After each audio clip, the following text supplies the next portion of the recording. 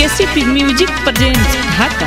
प्रेम से बोली छठी मैया की जय। आप सुन रहे हैं ब्रजेश सिंह को।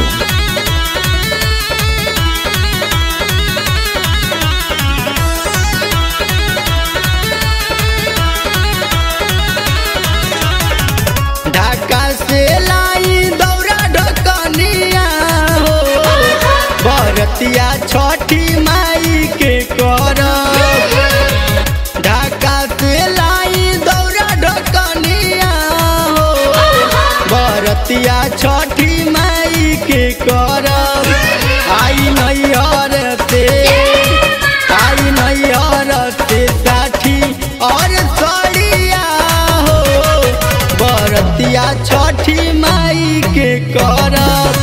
आई नैहर से साठी और सड़िया हो, बरतिया छठी माई के करब।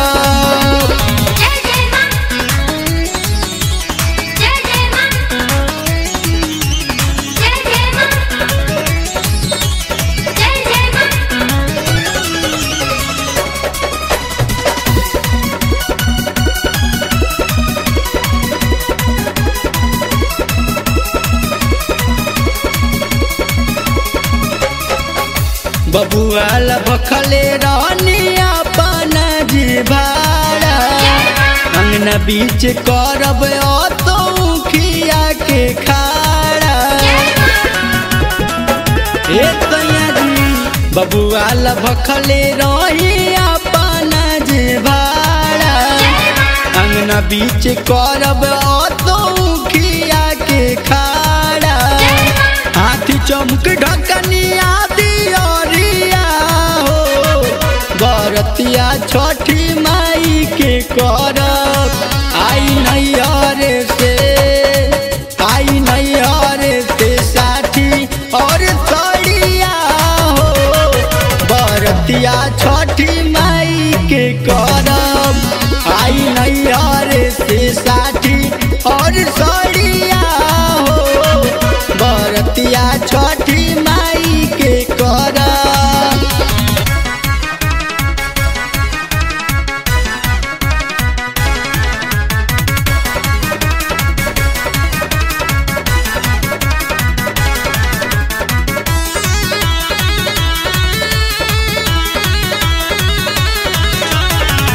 जोड़े जोड़े चुनरी ले अब जोड़े जोड़े फलावा, बोली सुथन रोई संगे ले अब नारियलावा। जोड़े जोड़े चुनरी ले अब जोड़े जोड़े फलावा, बोली सुथन रोई संगे ले अब नारियलावा। करना बरतिया छठी माई के करब। आई नैहर से साठी और सड़िया हो, बरतिया छठी माई के करब। आई नैहर से साठी और सड़िया हो, बरतिया छठी माई के करब।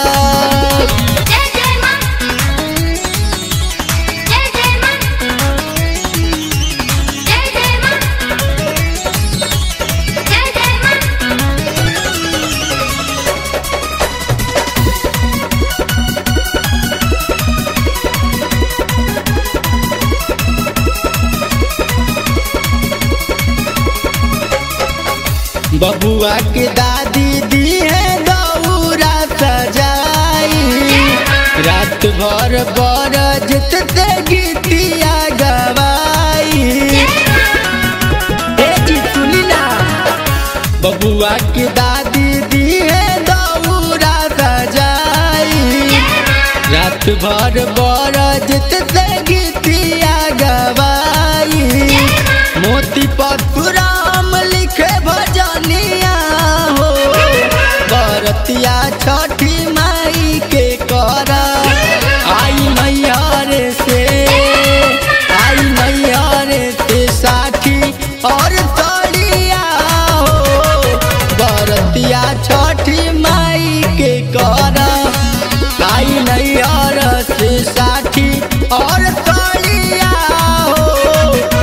बरतिया छठी माई के कर ढाका से लाई दौरा ढकनिया हो बरतिया छठी माई के कर आई